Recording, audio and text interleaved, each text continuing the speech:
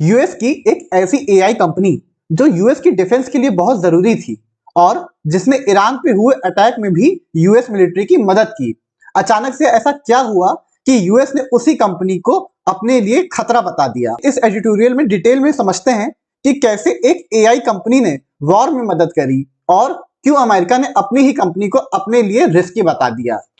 तो हुआ क्या, यूएस डिपार्टमेंट ऑफ डिफेंस ने जो एआई कंपनी थी जिसका नाम एंथ्रोपिक था उसको अपने ट्रस्टेड सिस्टम से निकाल दिया। यहां पे कास्ट आउट का मतलब है एक्सपेल या रिमूव।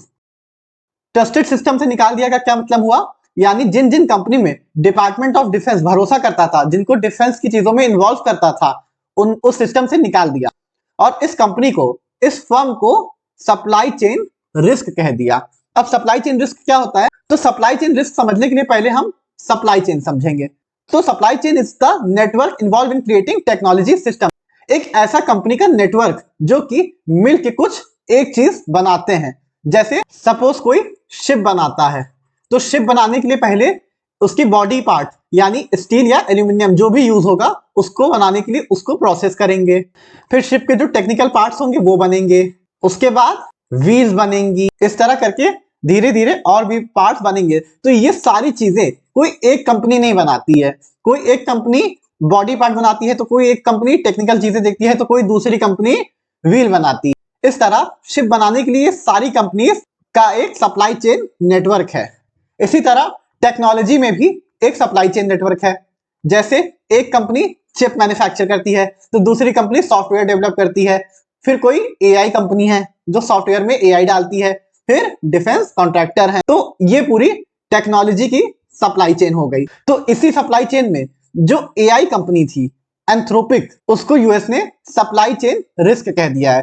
तो सप्लाई चेन रिस्क क्या होता है, जब कोई कंपनी सेंसिटिव डेटा को लीक कर देती है या सिक्योरिटी सिस्टम को किसी भी तरह से डिस्टर्ब करने की कोशिश करती है या डिफेंस के इंपॉर्टेंट मैटर्स में कॉर्पोरेट करने से मना कर देती है, तब ऐसी कंपनी को सप्लाई चेन रिस्क कह देते हैं। जो इस कंपनी को सप्लाई चेन रिस्क का टाइटल दिया गया, लेबल दिया गया, इसको एडिटर कैटल ब्रांडिंग कहते हैं। तो कैटल ब्रांडिंग का लिटरल मीनिंग तो ये होता है कि कई बार फार्मर्स क्या है, उनकी गाय, उनकी काऊ अलग अलग जगह चली जाती है, तो वो आइडेंटिफाई करना मुश्किल होता है कि मेरी ही है कि नहीं।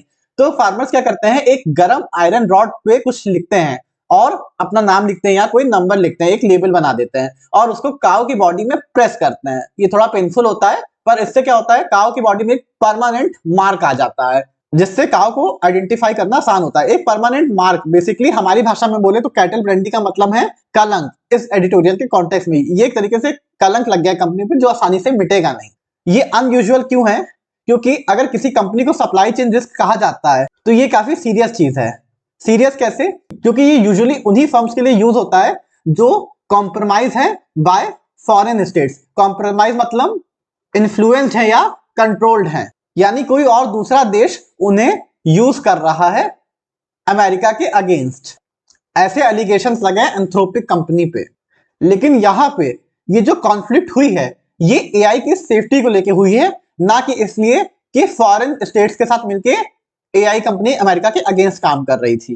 कि एंथ्रोपिक ने अपना जो सॉफ्टवेयर है जिसे क्लाउड एआई भी कहते हैं, इसने यूएस गवर्नमेंट को डोमेस्टिक सर्विलियंस के लिए मना कर दिया। मतलब यूएस की गवर्नमेंट चाहती थी कि जो एंथ्रोपिक कंपनी का सॉफ्टवेयर है क्लाउड एआई, इसका यूज किया जाए अमेरिकन सिटीजन्स के सर्विलियंस के लिए। मतलब उनकी प्राइवेसी का इंफ्रिंजमेंट है, एक तरीके से उनकी प्राइवेसी का हनन है। तो इस कंपनी ने अपने सॉफ्टवेयर को यूज करने के लिए, इस काम के लिए मना कर दिया। साथ में ही यूएस गवर्नमेंट चाहती थी कि फुल्ली ऑटोनोमस वेपनरी का ऑप्शन भी उनके लिए ओपन किया जाए। फुल्ली ऑटोनोमस वेपनरी मतलब ऐसा वेपन जो टारगेट को खुद ही आइडेंटिफाई कर दे और हिट कर दे। जैसे ड्रोन होता है, वो एक कंट्री से दूसरी कंट्री में जाता है, कोई उसे कंट्रोल नहीं कर रहा होता है और वो खुद ही अपने टारगेट को आइडेंटिफाई करके उसे हिट कर देता है, जिसमें कोई ह्यूमन कंट्रोल ना हो। तो बड़ा सवाल ये है कि जो सेफ्टी स्टैंडर्ड्स हैं जो पूरे वर्ल्ड में कॉमनली फॉलो करे जाते हैं एआई को लेके, जैसे प्राइवेसी को लेके जो भी कंपनीज हैं वो गवर्नमेंट के साथ हर डिटेल शेयर नहीं करती है, भले ही कंपनी उसी देश की क्यों ना हो, क्योंकि ये प्राइवेसी की हानि है। तो जब एंथ्रोपिक कंपनी ने कॉर्पोरेट करने से मना किया, और मना क्यों किया, ताकि जो एआई के लिए सेफ्टी स्टैंडर्ड्स हैं वो इंटैक्ट रहें, वो बने रहें और उनको फॉलो किया जाए, किसी भी गवर्नमेंट प्रेशर में आके सेफ्टी के साथ ना कॉम्प्रोमाइज किया जाए। तो फिर एक दूसरी एआई कंपनी ने क्यों स्टेप इन किया, मतलब वो क्यों इन्वॉल्व हुई और उसने यूएस डिफेंस डिपार्टमेंट के साथ कॉर्पोरेट करने के लिए तुरंत मान गई। मतलब यहाँ पे एक कंपनी ने सेफ्टी को लेके नो कहा तो तुरंत एक दूसरी कंपनी आ गई और कहा उसने कि वो कर सकती है ये काम जो ये वाली कंपनी नहीं कर रही है। कुल मिला के जो एआई सेफ्टी के रूल्स हैं वो तो वायलेट होंगे ही और हार्म होंगे, इसने नहीं किया तो दूसरी कर देगी। तो ये कौन सी कंपनी थी जिसने यूएस डिपार्टमेंट की मदद करने के लिए हाँ कह दी, और ये हमें क्या बताता है फ्यूचर एआई सेफ्टी और मिलिट्री पावर के बारे में। सो 2023 में एट ब्लेसली पार्क एआई समिट जो कि लंदन में हुई थी एआई सेफ्टी को लेके, इस मीटिंग में जगह जगह से गवर्नमेंट ऑफिशियल्स आए थे और एआई सेफ्टी को लेके उन्होंने डिस्कशन किया था। इन सारी कंट्रीज ने मिलकर ये चीज एक्नॉलेज करी कि एआई बहुत तेजी से पावरफुल हो रहा है, बढ़ रहा है, इसको कंट्रोल करने की और इसका इफेक्ट रिड्यूस करने की जरूरत है क्योंकि बहुत हाई स्टेक रिस्क है, मतलब बहुत सीरियस कॉन्सिक्वेंसेस हैं इसके। और जो ग्लोबल सेफ्टी स्टैंडर्ड्स हैं वो उनको मेंटेन करने की भी बहुत जरूरत है। It is imperative to maintain global safety standards. तो एडिटोरियल अपना कंसर्न एक्सप्रेस कर रहा है कि जो लीडिंग एआई पावर है जैसे अमेरिका जो कि लीडिंग एआई पावर है, अगर वही सेफ्टी कंट्रोल्स को रिजेक्ट करता है, डिनाई करता है, डिसअवोव्स का मतलब रिजेक्ट या डिनाई, तो ये ग्लोबल कॉर्पोरेशन है जो सेफ्टी स्टैंडर्ड्स को लेके उसको वीक करता है। क्योंकि जब यूएस जैसा पावरफुल देश ही डोमेस्टिक सर्विलियंस को जस्टिफाई करेगा तो ये जो ऑटोक्रेटिक गवर्नमेंट है जो कि अपने पॉलिटिकल अपोजिशन के फोन में स्पाईवेयर डाल के उनको रिकॉर्ड करती है या उनकी बातों को सुनती है, सर्विलियंस करती है, उनको एक जस्टिफिकेशन मिल जाएगा कि जब यूएस ऐसा कर रहा है तो वो तो ठीक ही है। अब इस पूरी कंट्रोवर्सी ने एंथ्रोपिक ने क्या किया, एंथ्रोपिक ने इतनी हिम्मत दिखाई कि उन्होंने गवर्नमेंट यूएस गवर्नमेंट की डिमांड को रेजिस्ट किया एक ऐसे टाइम पे जब ट्रम्प जो चाह रहा है वो किसी भी देश से वो करवा ले रहे हैं, सारे इंस्टीट्यूशंस एकदम चुप है और जैसा वो चाह रहा है वैसा होता जा रहा है। इस टाइम पे उन्हीं के देश की अपनी कंपनी ने उनको रेजिस्ट किया। एडिटोरियल कहता है कि ऐसी कंपनी अपने पीयर्स की सॉलिडारिटी डिजर्व करती है, मतलब जो साथ की कंपनीज हैं उसी फील्ड में वो उनका सपोर्ट डिजर्व करती है। लेकिन ऐसा हुआ नहीं क्योंकि हमने पहले ही डिस्कस किया था जब एंथ्रोपिक हटी तो एक दूसरी एआई कंपनी आ गई मदद करने के लिए यूएस की, और ये दूसरी एआई कंपनी कौन सी थी, ओपन एआई यानी चैट जीपीटी वाली कंपनी।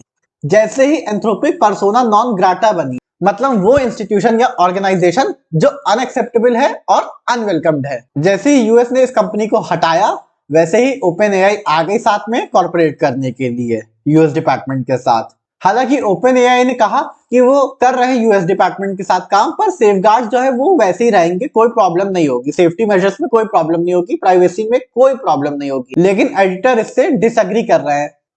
इसकी क्या ग्लोबल इंप्लीकेशंस है एक ऐसे टाइम पे, एक मल्टीपोलर वर्ल्ड पे जहां कोई एक मेजर सुपर पावर नहीं है, मल्टीपल सुपर पावर्स हैं। उस समय सारे देश इस चीज को क्लोजली देख रहे हैं कि लीडिंग कंट्रीज क्या डिसीजन ले रही है, ये एआई गवर्नेंस को आगे शेप कर सकता है। अंत में एडिटोरियल यही कंक्लूड कर रहे हैं कि जो कॉर्पोरेशंस है यानी कॉर्पोरेट कंपनी है वो एक तरीके से आइडियल डिफेंडर नहीं है एथनिक स्टैंडर्ड के, मतलब वो बस अपने प्रॉफिट मोटिवेशन को देखेंगे, वो एथिकल स्टैंडर्ड्स को नहीं डिफेंड करेंगे corporative houses.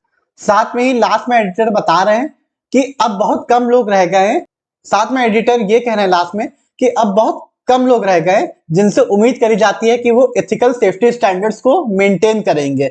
Strategical upper hand यानी स्ट्रैटेजिकल डोमिनेंस पाने के लिए लोग एआई सेफ्टी के साथ किसी भी तरह से कॉम्प्रोमाइज करने को तैयार हैं। जो एंथ्रोपिक ने मना किया यूएस गवर्नमेंट को, ये कोई बहुत प्रॉमिसिंग फ्यूचर को नहीं दिखाता क्योंकि जब एक ने मना किया तो दूसरा तुरंत हाँ कह दिया। ये कुछ इंपॉर्टेंट वोकैबुलरी है जो इस एडिटोरियल में यूज हुई है। कैटल ब्रांडिंग हमने डिस्कस कर लिया है, कॉम्प्रोमाइज भी हमने डिस्कस कर लिया है। रिलेंट मतलब जो एंथ्रोपिक झुका नहीं, गिव इन और soften its position, Anthropic US government के आगे झुका नहीं। सेफगार्ड्स मतलब प्रोटेक्टिव मेजर्स, इंपेरेटिव मतलब एब्सोल्युटली नेसेसरी, मिटिगेट मतलब रिड्यूस हार्म जो एआई से हो रहा है। पर्सोना नॉन ग्राटा मतलब अनवेलकम एंटिटी। रेजोनेंस मतलब इन्फ्लुएंस या रेलेवेंस। जो 2023 में लंदन में मीटिंग हुई थी एआई को लेके, उसका अब क्या रेजोनेंस रह गया है, इन्फ्लुएंस या रेलेवेंस रह गया इस डिसीजन के बाद। फुल थ्रॉटल्ड मतलब very strongly and loudly, unapologetic support, क्योंकि यूएस गवर्नमेंट जो है वो पब्लिक पॉलिसी में स्पेस मांग रही है सिटीजन्स की सर्विलियंस करने के लिए in a full throated manner, मतलब अनअपोलोजेटिकली, कि खुले आम बोल रही हैं। फ्रंटियर मतलब leading edge of the development, US is at the frontier of AI development. डेसा वो मतलब रिजेक्ट और डिनाई, एट स्टेक मतलब एट रिस्क, हाई ऑक्टेन मतलब a high octane fight between US government and Anthropic, very intense and aggressive. Chilling message मतलब threatening, warning और signal, alarming basically. Worn down मतलब weakened और eroded.